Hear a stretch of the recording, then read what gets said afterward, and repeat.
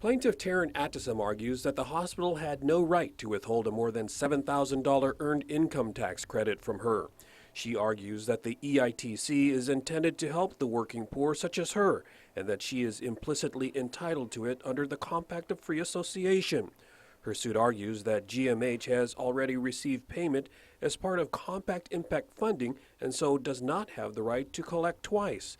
The suit argues that GMH should seek further reimbursement from the federal government and not the individual FSM migrants. Attorney Meenakshi Hamlani represents defendant GMH.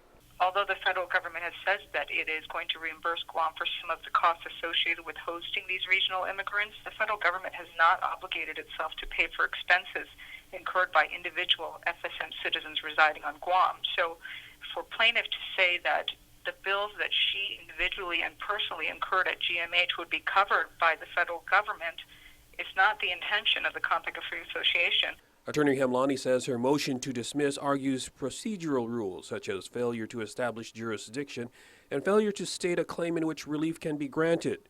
But she does assert that the hospital has a legal right to garnish tax refunds for non-payment of bills and does not discriminate.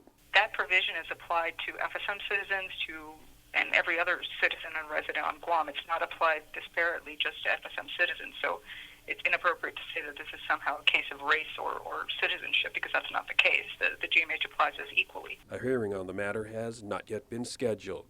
For Guam's News Network, I'm Nestor Lecanto.